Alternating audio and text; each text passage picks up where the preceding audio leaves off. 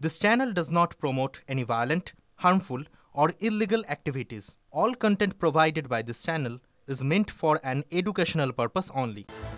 নমস্কার, দেখছেন টিভি9 বাংলা। আপনাদের সঙ্গে রয়েছি আমি শুভজিৎ মিত্র। আর এই মুহূর্তের সবথেকে বড় খবরের দিকে নজর রাখতে হচ্ছে।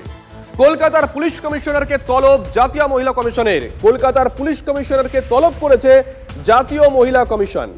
নবান্ন অভিযানে তিলোত্তমার মায়ের ওপর হামলার ঘটনায় তলব।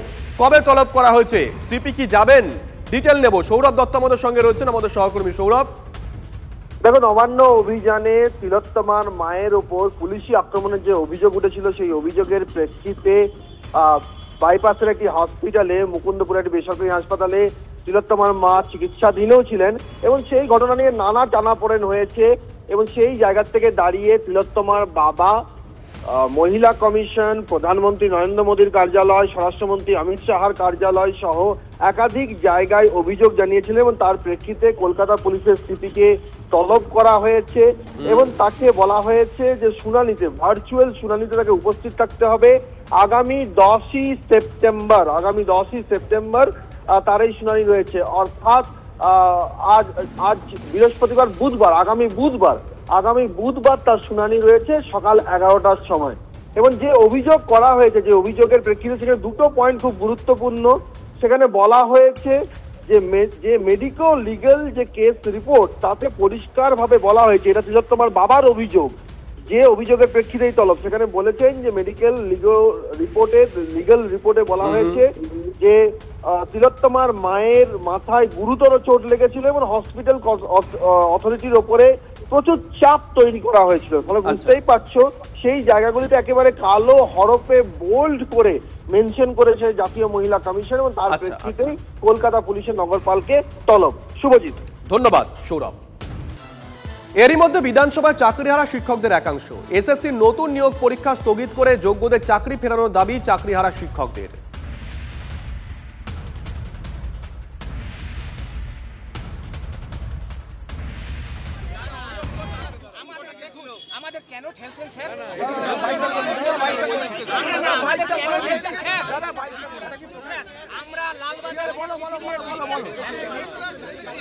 করছে ভাইপো টাকা তুলছে।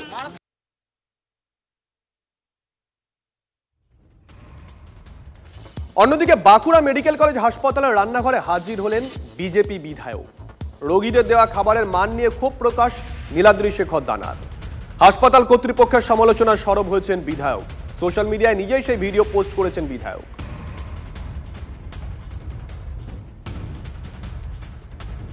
বাঁকুড়া মেডিকেল কলেজ হাসপাতালের রান্নাঘরে হঠাৎই হাজির হয়ে যান বিজেপি বিধায়ক। রোগীদের দেওয়া খাবারের মান নিয়ে ক্ষোভ প্রকাশ করেন নীলাদ্রি শেখর দানা। হাসপাতাল কর্তৃপক্ষের সমালোচনার সরব হয়েছেন বিধায়ক। সোশ্যাল মিডিয়ায় নিজেই সেই ভিডিও পোস্ট করেছেন বিধায়ক। অনুমতি ছাড়া এভাবে মেডিকেল কলেজের রান্নাঘরে বিধায়কের প্রবেশ বেআইনি বলছে হাসপাতাল কর্তৃপক্ষ।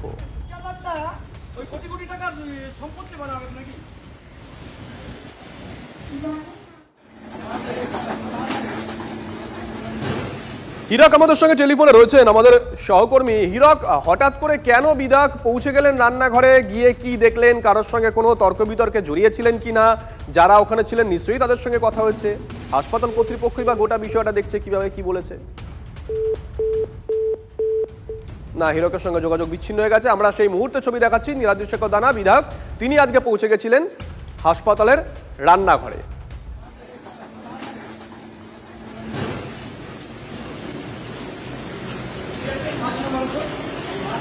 কিচেনের মধ্যে without the permission of the authority ঢুকে যায়। তিনি যদি কিচেন পরিদর্শন করতে চান, তাহলে তিনি একজন সম্মানীয় বিধায়ক। তো অচানক গিয়ে কারো পারমিশন না নিয়ে তিনি সেখানটাতে ঢুকে গেছেন, এটা আমার মনে হয় উনি ঠিক মানে আমি এটাকে ঠিক আমার দিক থেকে ব্যক্তিগতভাবে হোক বা অ্যাডমিনিস্ট্রেশনের দিক থেকে হোক, এটা আমি সমর্থন করতে পারি না। প্রবলেম থাকতে পারে, আমাদের প্রবলেম থাকবে, পরিষেবায় ত্রুটি থাকতে পারে। আমরা তো we are always open to criticism. ওটা আমাদের জানানোর কথা ছিল। আমরা কি ব্যবস্থা নিচ্ছি দেখে তারপরে কেউ যদি কোনো রকম বলেন, আমার মনে হয় সেটা একটা, যিনি একটা সম্মানীয় পদে আছেন, তো তার পক্ষে সেটাই বেটার হতো। আর ওনার এমএসবি সাহেবের কাছ থেকে পারমিশন নিয়ে যাওয়া দরকার ছিল, যেহেতু একটা সরকারি জায়গা যেখানে রান্নার বিষয় থাকছে। ফুড পয়জন, সবগুলো মানুষ বাইরে থেকে যাচ্ছে, ফুড পয়জন হতে পারে। ভোট আসছে, রাজনীতি করছে, আমরা জানি। মানে 21 সালে নির্বাচনে জয়ের পরে বাড়ি থেকে বেরোননি, এলাকার উন্নয়নের কথা কোনোদিন ভাবনা চিন্তার মধ্যেও তার আসেনি। এই দাদাগিরি সুলভ মানসিকতা, এটা ওনার ঠিক নয়।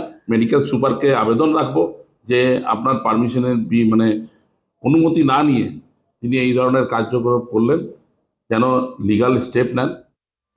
আর এরই মধ্যে কলকাতায় এসে মুখ্যমন্ত্রীকে তীব্র আক্রমণ করেছেন কেন্দ্রীয় মন্ত্রী গিরিরাজ সিং। মমতা যা চেয়েছেন সেই পথেই এগোচ্ছে বাংলা। পশ্চিমবঙ্গকে বাংলাদেশ বানানোর চেষ্টা চলছে। সংখ্যালঘুদের সাহায্যে ক্ষমতা থাকতে চাইছেন মমতা। বিস্ফোরক অভিযোগ করেছেন কেন্দ্রীয় বস্ত্রমন্ত্রী গিরিরাজ সিং। बंगाल तो अब आम लोगों के लिए रहा ही नहीं।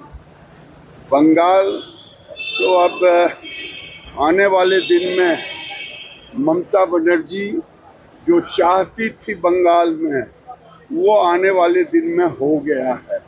बंगाल को बांग्लादेश बनाने के लिए इनका सारा काम चल रहा है कि बांग्लादेश मैं बना दूं और मैं सत्ता पे आसीन रहूं मुसलमानों के बल। বাংলাকে আজকে সাহিত্য দিয়েছে, সব ধর্মের সম্প্রদায়ের লোক সুখে শান্তিতে আছে পশ্চিমবঙ্গে। এতে এদের গায়ে জ্বালা ধরেছে, বাংলাকে দখল করতে পারছে না, অর্থনৈতিক অবরোধ করেছে। এই গিরিরাজ সিং বারবার পালিয়ে গেছে, যখন আমাদের সাংসদরা গেছে মুখের সামনে বসে কৈফিয়ত দিতে পারেনি